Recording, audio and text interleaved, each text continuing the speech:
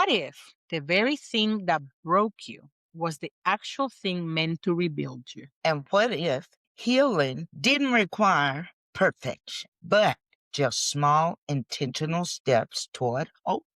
Today's conversation is for anyone who has ever felt stuck in pain, whether physical, emotional, or spiritual, and wonder, how do I move forward from here? Because today we're talking about turning pain into purpose and finding hope in the mostly, not the. I'm Maddie. I'm Vita. And we are here to thrive. Welcome back to Thrive by the Rising Muse, where we have real conversations about mental health, personal growth, and everything in between. And today we are so excited to welcome a guest whose work truly embodies what this podcast is all about. She's known as the Mostly Healthy Chef, an integrative nutrition health coach, and now a newly published author of Speranza, How Pain Became the Path to Hope. Her approach to wellness is not about perfection, it's about sustainability, grace, and meeting yourself where you are, which we love over here. Please welcome Ashley. Welcome to the show, Ashley. Thank you so much. It's an honor to be here. Thank you. So let's start talking about that book. The title is Speranza, which I'm thinking is hope. It sure is. Okay. In Italian. Oh, in Italian. See, I speak Spanish, so that's why I was like, has to be somewhere there. Yeah, very similar. And how pain became the path to hope. For those who haven't read it, what was the specific pain that had you reevaluate your relationship with food and health?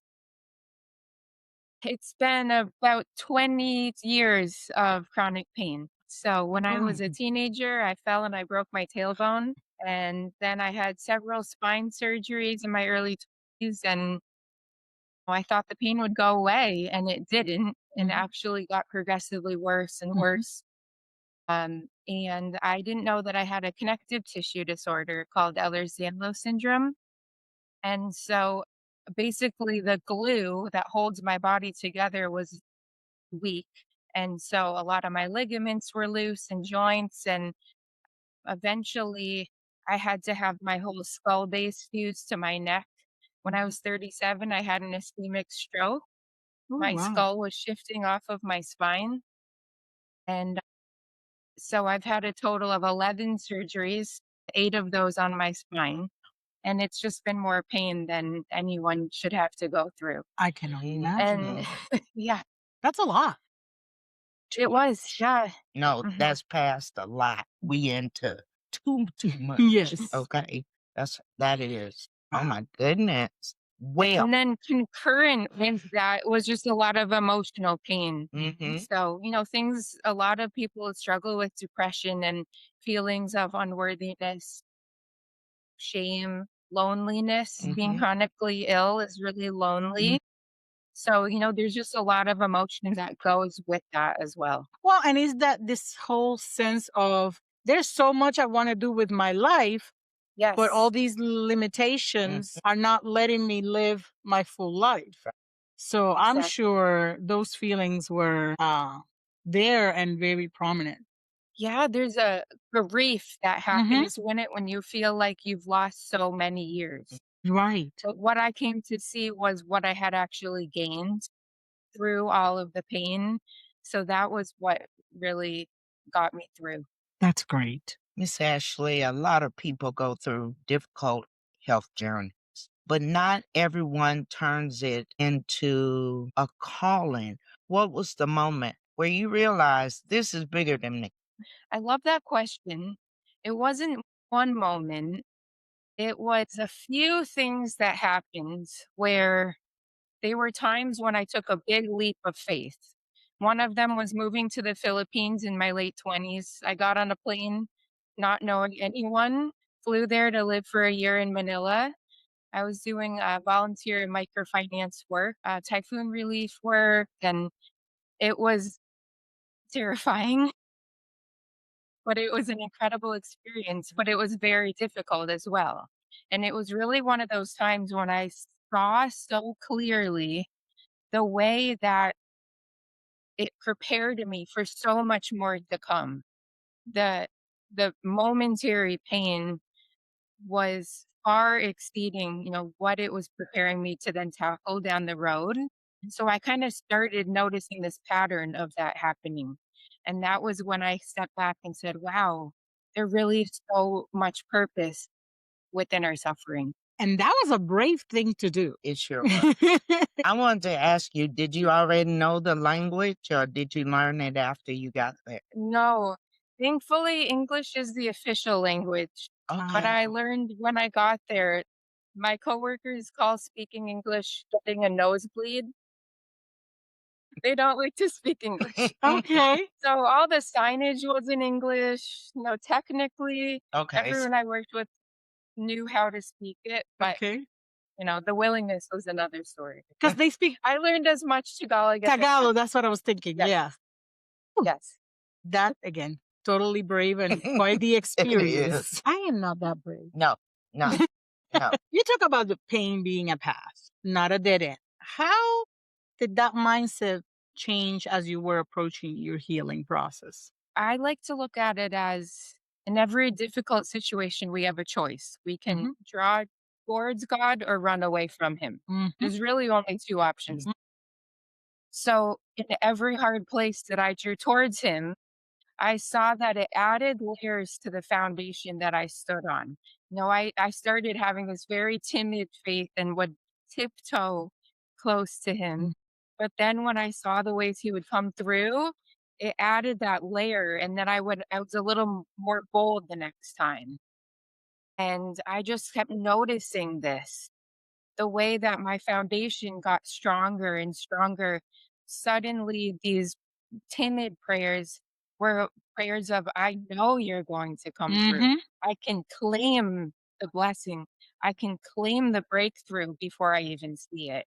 I would say that That's the we have to approach the throne with boldness.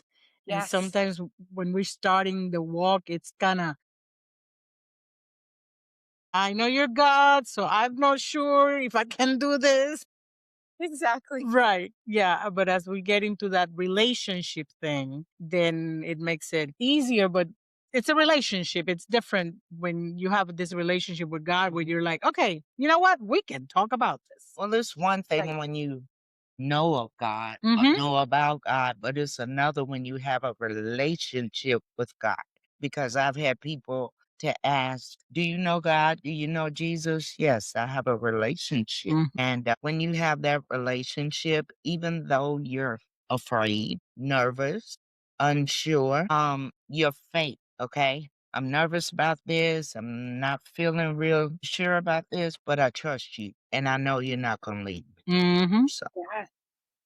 No, it's so true. it is true. And it was during that time in the Philippines too, I started reading the Psalms every day, and I noticed, like, David, he's pouring his heart out to God. Mhm. You don't do that to a God that seems Mhm. distant, that Mhm. doesn't care about you. That is such a clear example of a relationship, Right.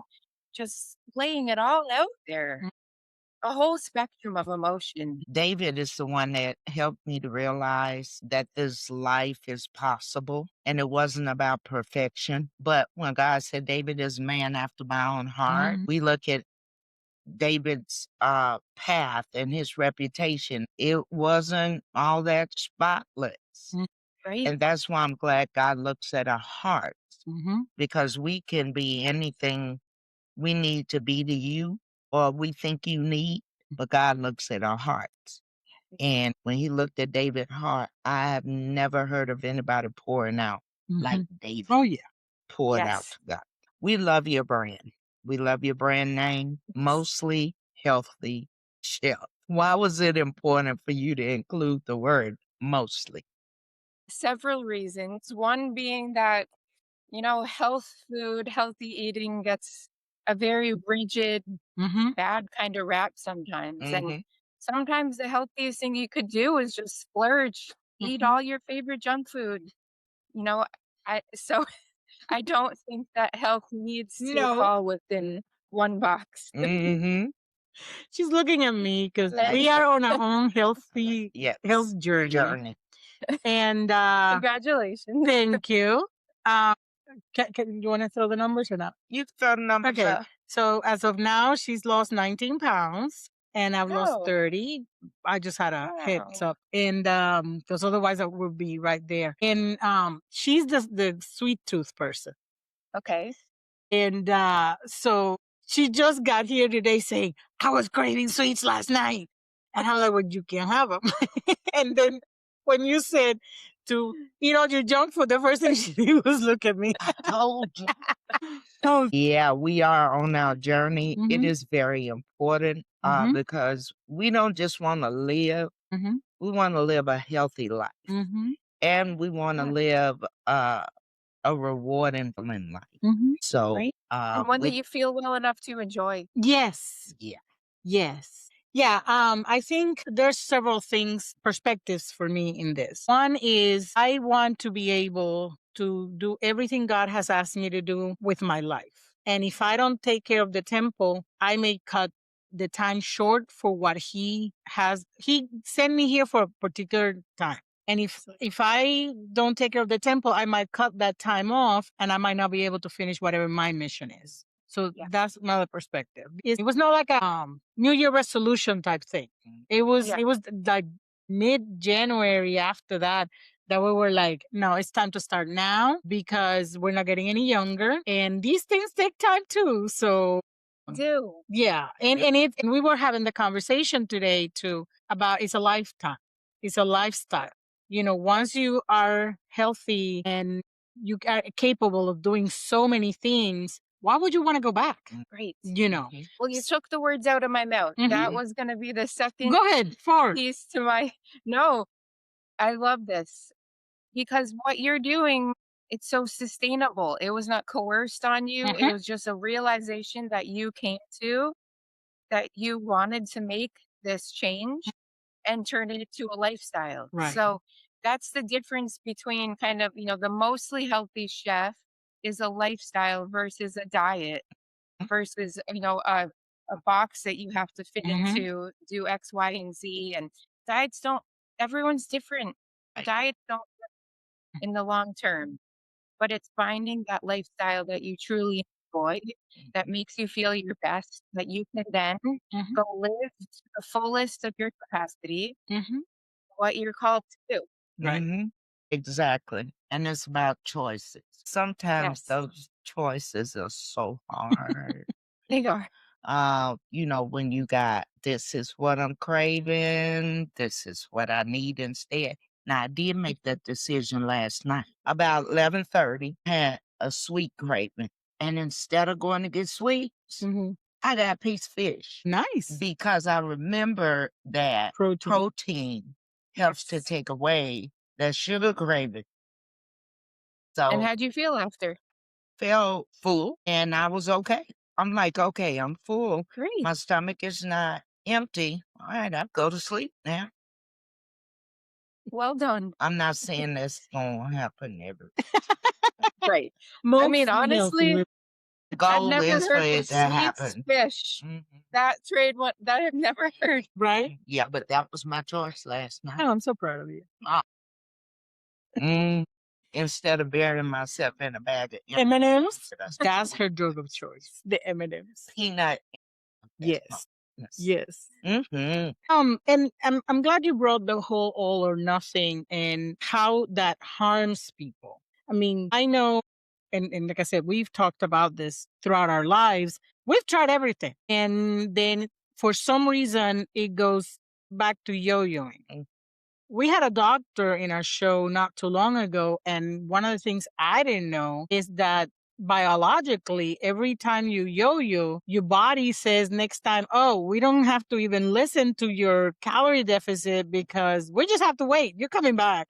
And it's going to start pushing more hormones or whatever to make you eat again. It makes And it harder. reset that threshold. Right. That's working against you. Right. I didn't know that. I Right. thought every time we're trying, we're doing it. No, it resets. And so every time you try again, It's harder. it and makes it harder.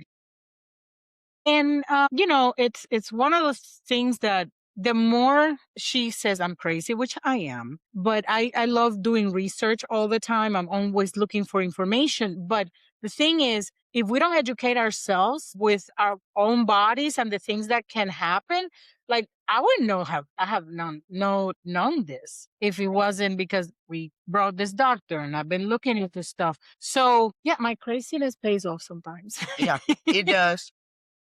Knowledge is power. It is. See? Because of her, I'm so knowledgeable. I mean, really, because every time she finds something, I'm the one that she calls. So as soon as she learns it, I learn it too.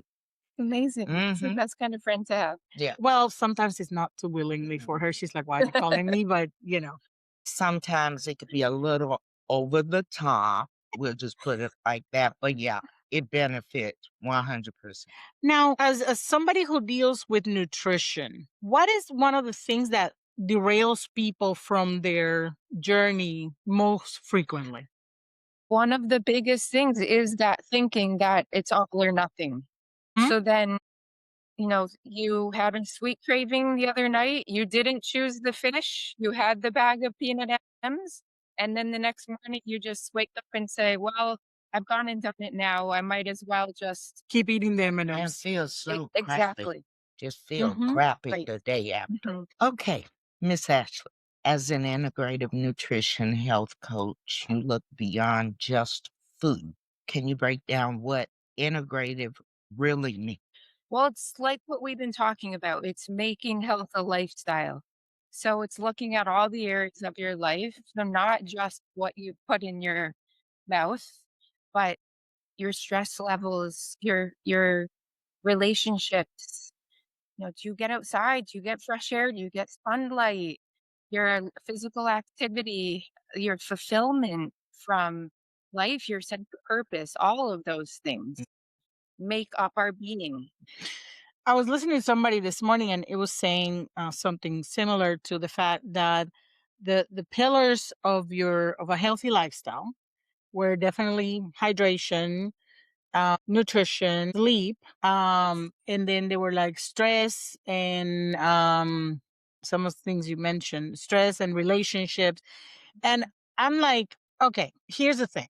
Yeah, food we can kind of manage. And sleep sometimes we can, sometimes we can. We have to work on that. But stress is one of those things that it's like when they tell you eat less and move more and they leave it there. Like Mhm. there's more to layers to this than just those concepts. Because what do you do if you have a stressful job and then you have a full family and then you have all this stuff?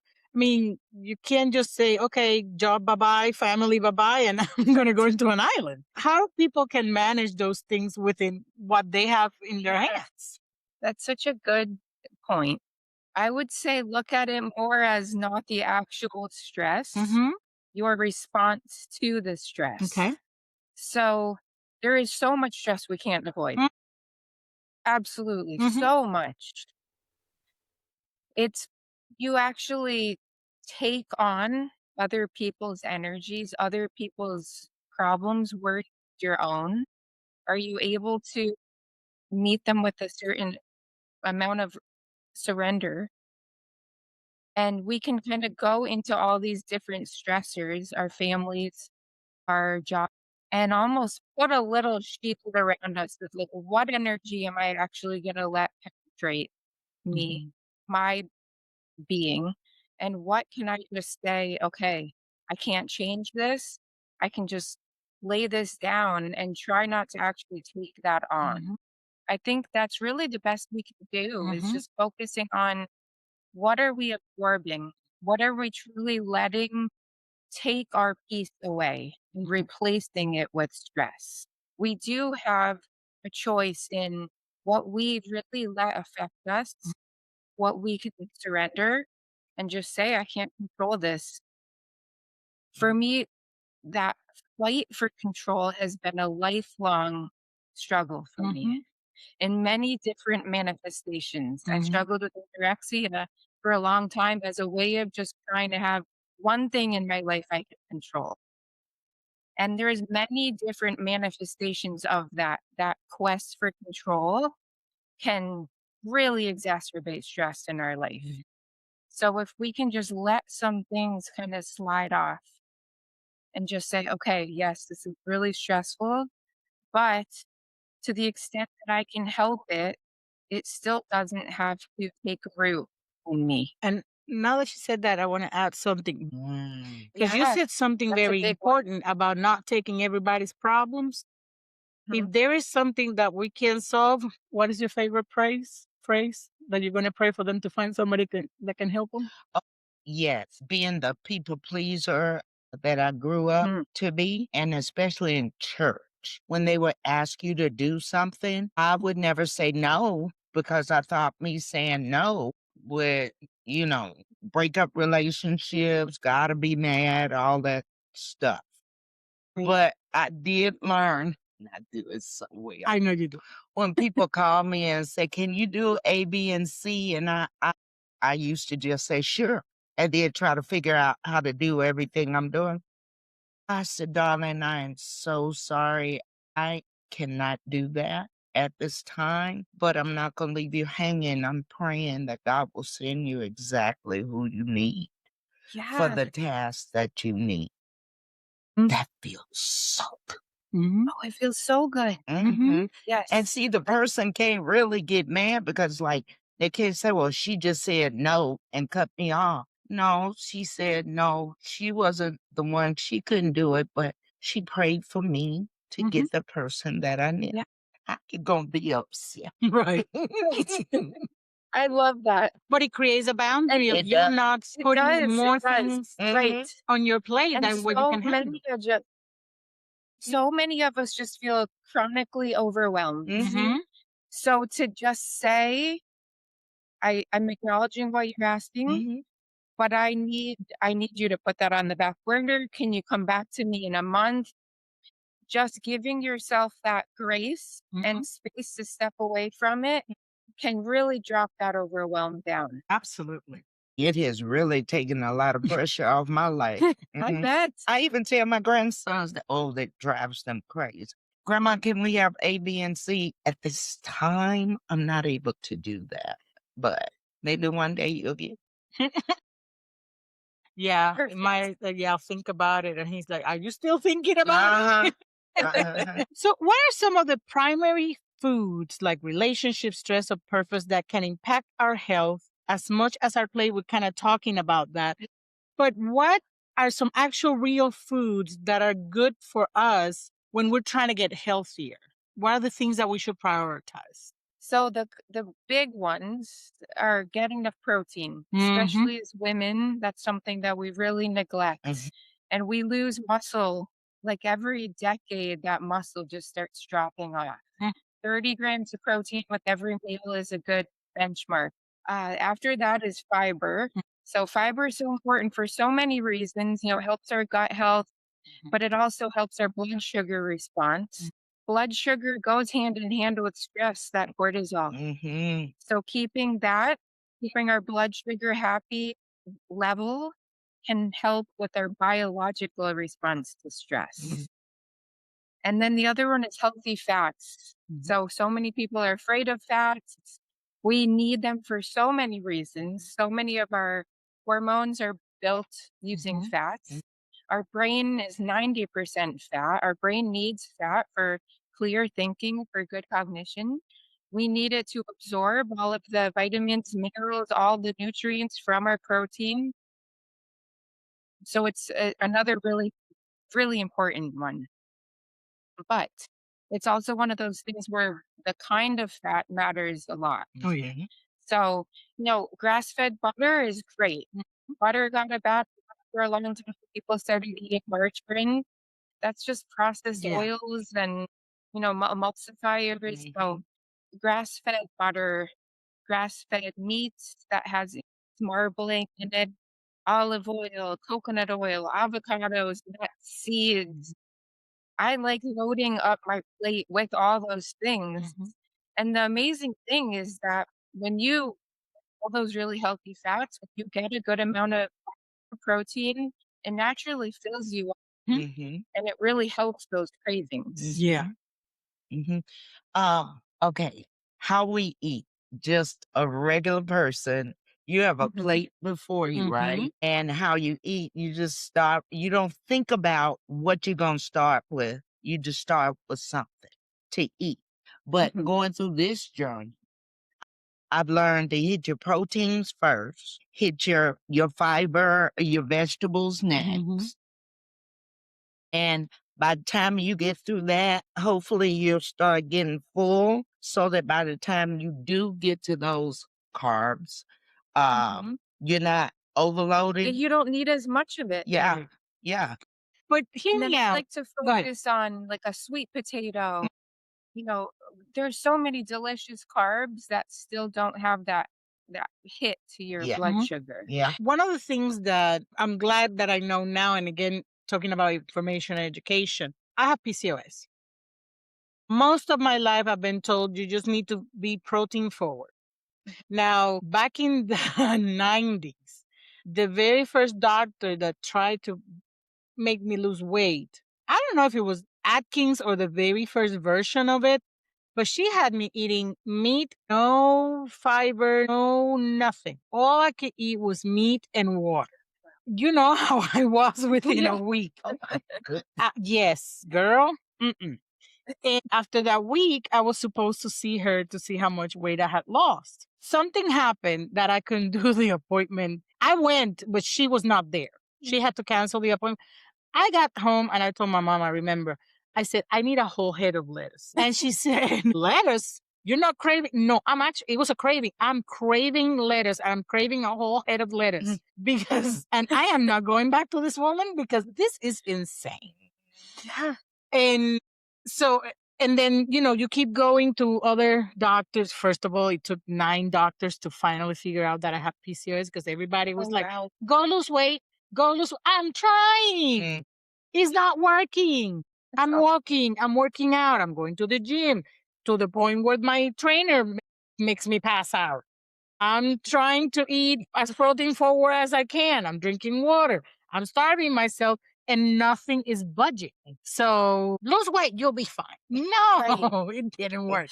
And it took, I promise you, it was 8 doctors and I had given up.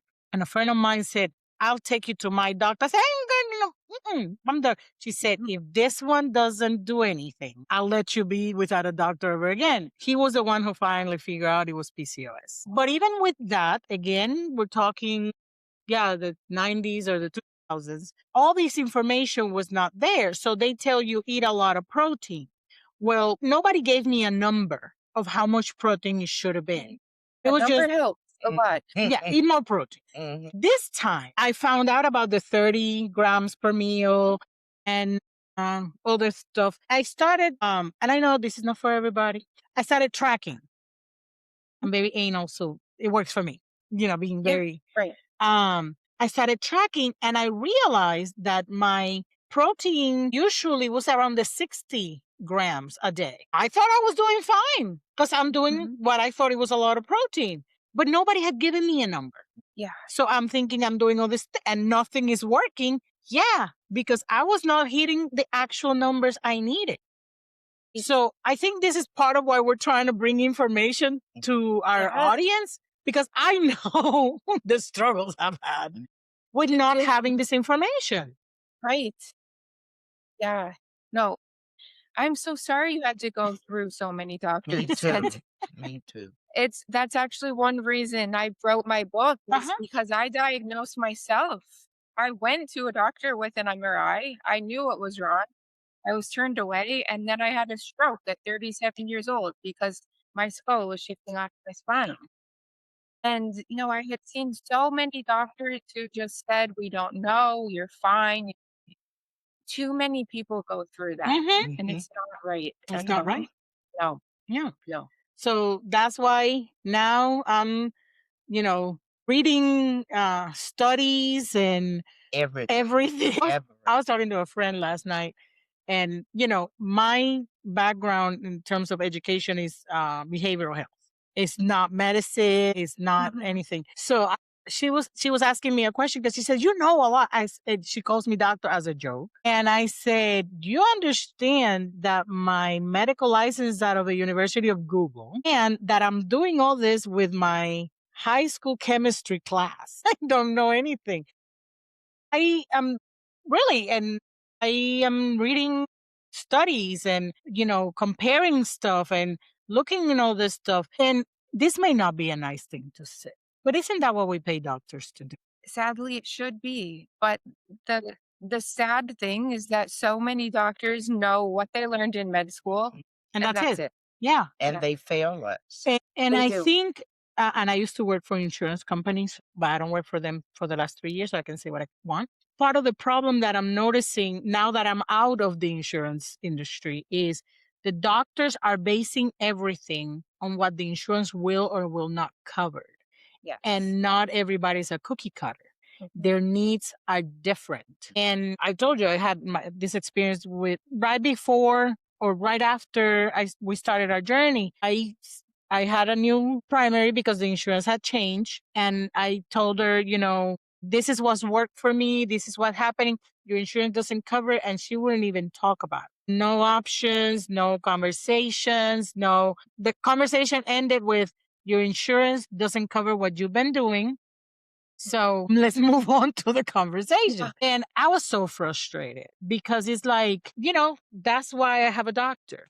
And right now, you see so many people craving information, and social media is so full of wrong information. Yes. But people are craving information and they're getting it from wherever they can. Right. And that's the sad part. Yeah.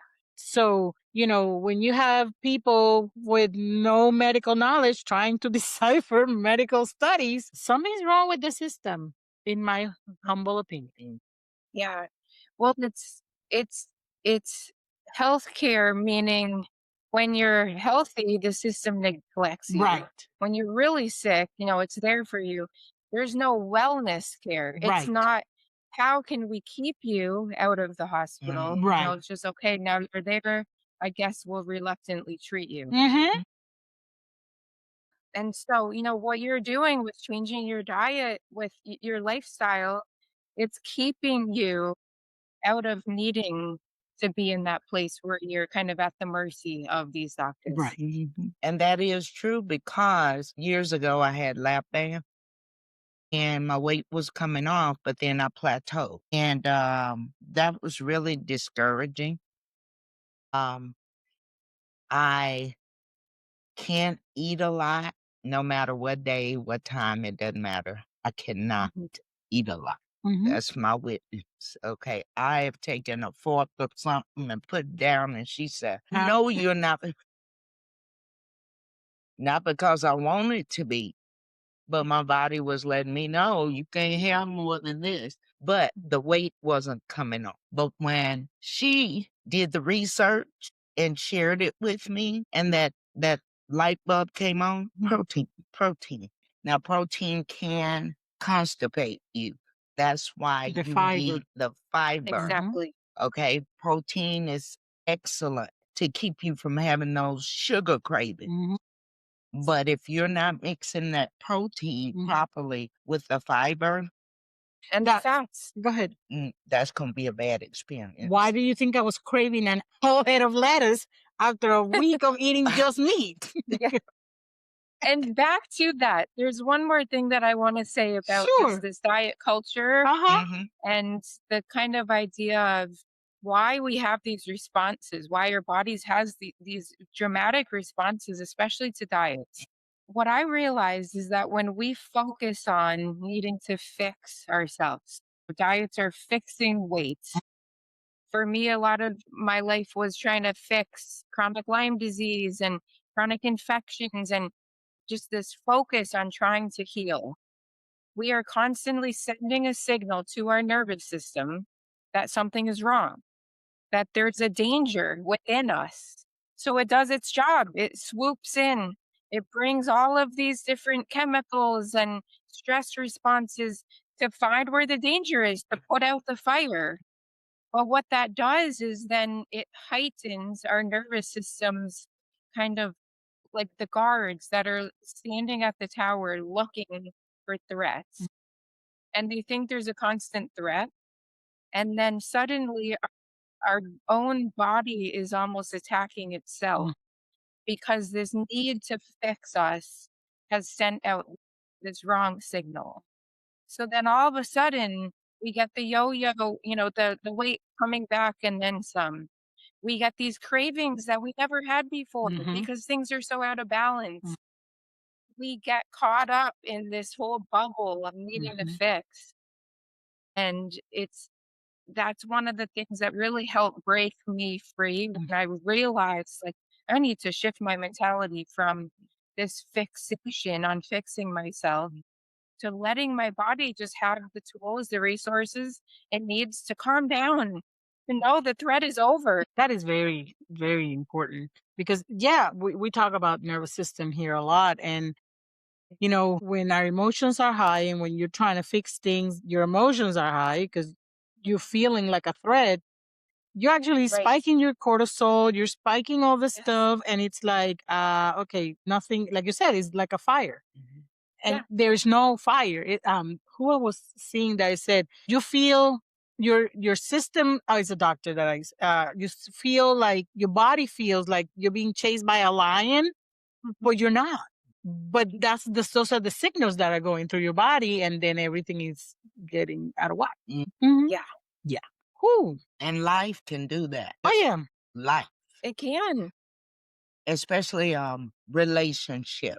When your relationship is not going the way that it should go or go the way that you think it should go, that's very stressful. And that's when, you can easily end up going through a big old bag of M&Ms in the afternoon watching mafia love stories Crazy. on YouTube. And I think people need to know their triggers too, because hers is M&Ms.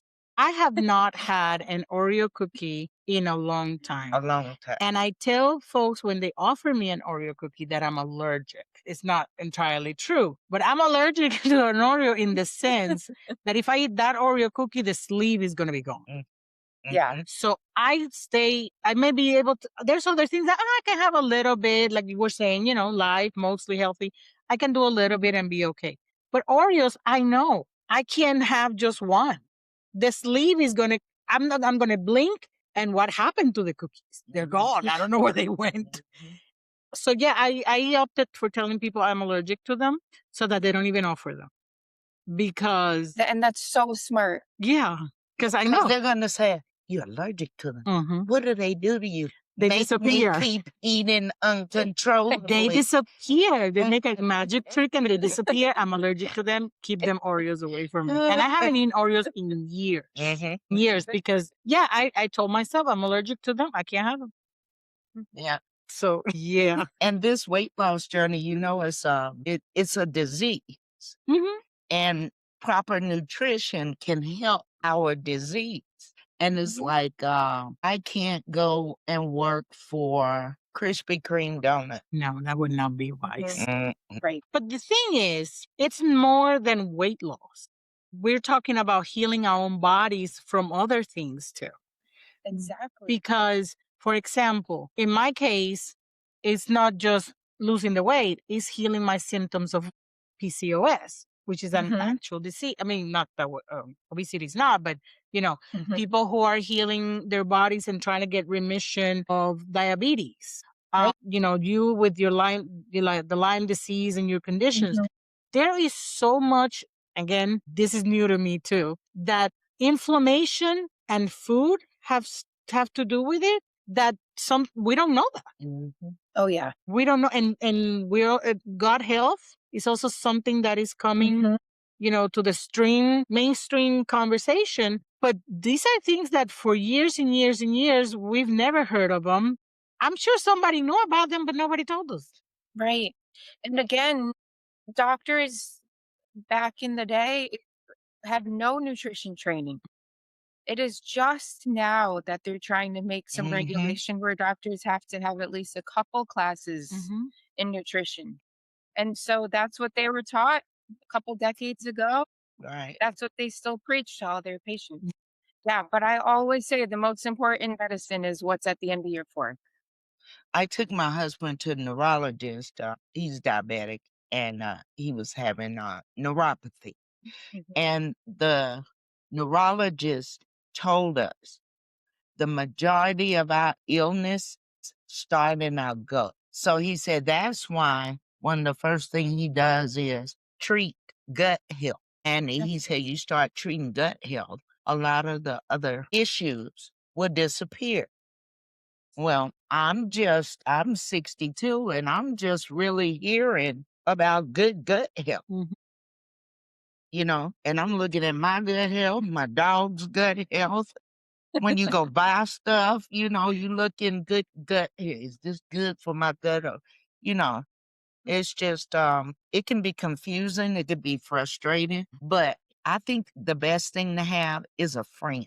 You need someone to walk with you because especially trying to walk through this journey of getting healthy, so many things can just send you off the rail. But then when you have an accountability partner and they see you going off and you go, get back over here.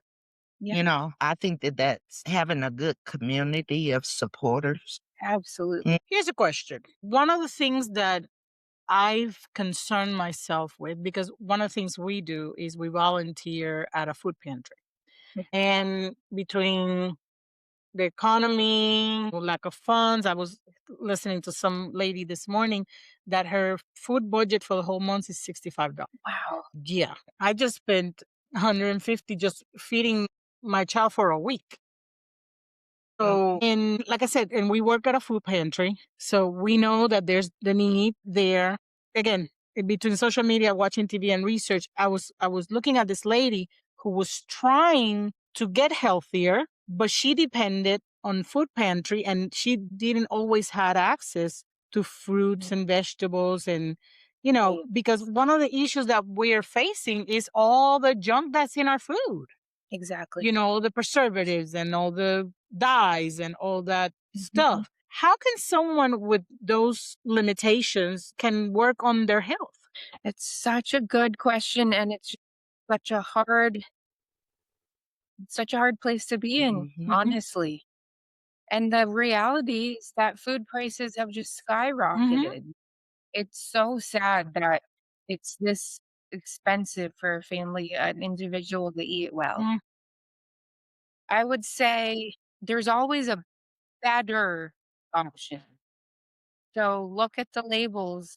Try to choose the lesser of two evils, the one that doesn't have the dye, the one that doesn't have as many hydrogenated oils or as many preservatives. In that case, choose the better option. There may not be a best option, but I'm sure there's a better option between two processed items at least. right. Start there. And then, if you could get ground beef for the same price as deli meat, get ground beef. It's one ingredient, and cook that instead of having processed, a packaged processed meat. Yeah. That makes a So, those lot are of around the same sense. price point. So, yeah, I would just say what you can and just make the better choice. Everything what you have. That's a good Yeah. one. Exactly. Exactly. Okay, Miss Ashley, give us a real life example. Like, what's your go to on a low energy day? Mm. I eat a lot of eggs. They're quick Mm. and easy. Okay. They're just that I can have them in my fridge and not worry about them spoiling if I don't eat it without a few days. So that's my go-to dinner a lot of times. I always like breakfast anyways. So yeah, I always thought breakfast at night was real cool. yes, I'm a big fan. So I would say a salad and some eggs, and that's a quick, healthy dinner for That's me. me. She's been boiling eggs lately and cutting them in her salad and having them with her Great. Fish. bacalhau Yeah. fish. I have caught fish. Yeah, her codfish. And I mean, she's eating it like she's at a 5-star restaurant. Like, this is so good. It is I'm good. like, okay. And it's like, I have found that there are things that I grew up with that were not the best health wise, but there's others that were. So I don't feel deprived right now. I'm not feeling like I can have, because there's certain things like you were talking about the fish. That's something that I grew up with, bacalao, which is salted codfish. Salt cod. Yeah, I love that. And I was like, wait a minute, I'll just get that, do it as my protein, and then I boil it, clean it, put some eggs on it, and oh my God, I'm in heaven. And I usually don't do dressings, but when I do that, I do put some olive oil because that's what gives it the touch, and put some avocado in it. I'm back home. So, like I said, I don't feel deprived. I have eaten, French fries in my life that I don't need them anymore. So, when you show me some French fries, it's like, I'm good. I don't crave them. Yes, last night I was craving chocolate, but I have these almonds that are powdered with chocolate. So I was like, I just get a bunch of those. Cocoa powder. Cocoa powder, yeah. And then that's it. I got my chocolate. But I got some fat and protein in it. We're good to go. So I'm not, and that's very different than my Rochers that I used to eat like there was no tomorrow. But I'm still getting my chocolate without going, and my nuts without going crazy. And what you said is it's absolutely perfect because you found things that nourish you. They don't just fill you up. Mm. You don't feel deprived, like you said. Mm. That's the goal. Find food you love. And it makes your There grocery store trip extended because you're reading a lot. You're not just picking things up. Yeah, random. We're reading. We're looking at how much sugar is in this juice. How much sodium. My God, yes. Okay. When my ankle is swollen, I know I've had too much sodium. Mm-hmm. Yeah. But it's worth it to look at the label because you'll It be is. surprised. That label has stuff on it. I mean, the words are like 15, 25 letters long. You know what I'm saying? I'm like, what is this? The stuff that we're putting in our body. Mhm. And I truly believe the stuff that we're putting in our body is making us crave bad stuff even more. Mhm. Keep doctors in their job. Yes. Mhm. Yes. Yeah. But then if we just stick to real food Real and food. we cook our own food, I use a good amount of salt, but I'm using sea salt. It Mhm. has complementary minerals that help that sodium not, make your ankles swollen Yeah. because it has those other minerals Yeah. that our body needs. And that's so different from the sodium that's in all these processed foods. Right. Whew, this is good. Yes. Let's talk about the book. Okay. What inspired you to finally put everything and share with the world? You know, it was finally feeling seen. So I went through so much in my life feeling invisible. A lot of that was because I had a really hard time being vulnerable. Mhm. I had a really hard time opening up. So of course I felt invisible. I didn't let people see me. Mhm.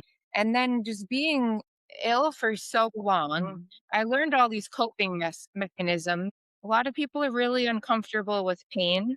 They would ask me how I'm doing, but if I was ever even the least bit honest, Mhm. I would immediately regret it Mhm. because people really don't want to hear how Mhm. deep your pain is. Mhm. They do, but they're very uncomfortable with Right. it. Mhm. So it really just closed me off. I didn't let people into what I was going through. I kind of thought, like, what's the point in opening up? It's not going to help make my symptoms go away. So Right. what's the point? But I started to see that I was missing out on people who truly did want to be there. And also, when we expose all of these feelings, all this brokenness to the it helps lift us out of Mm. darkness. And so I kept seeing that little by little when I started opening up.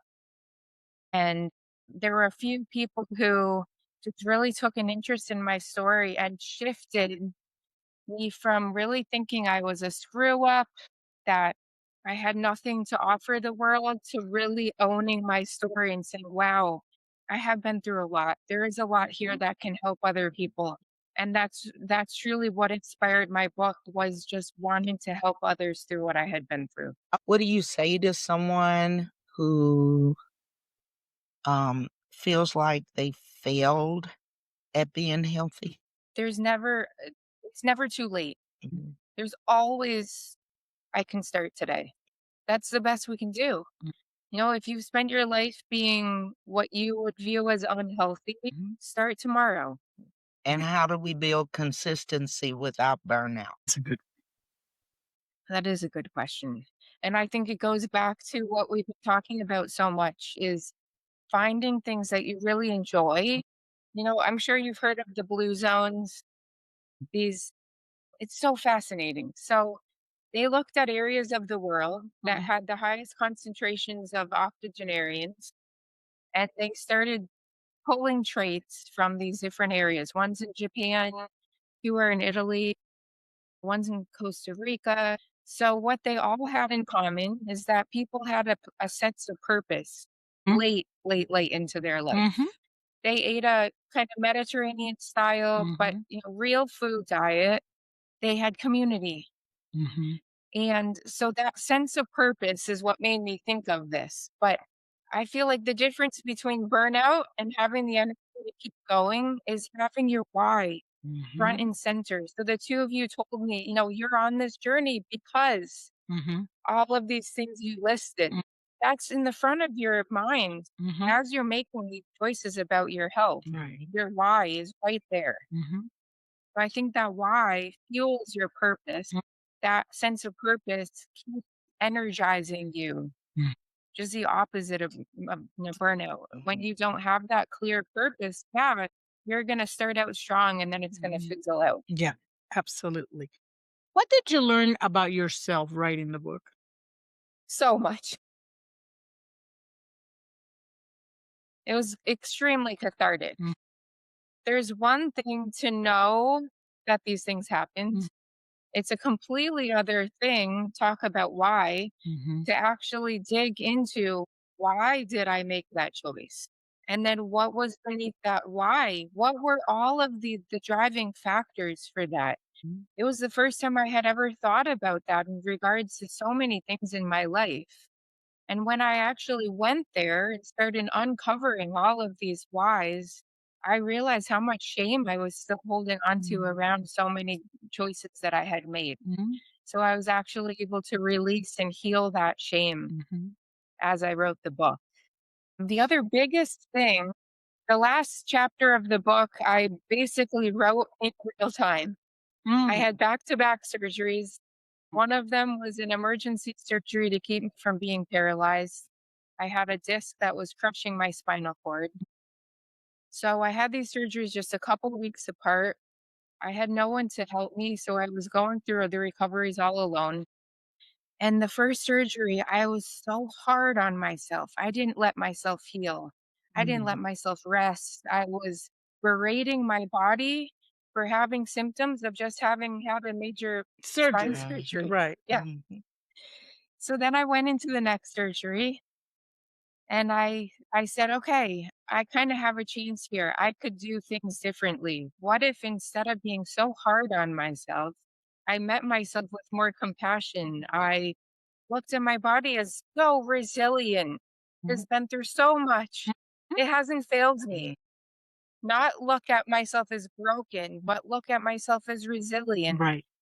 And in all of that, I realized how I had really never shown myself any kind of love. I had never Mhm. unconditionally loved myself, and how that was keeping me from then receiving unconditional love from God, from other people.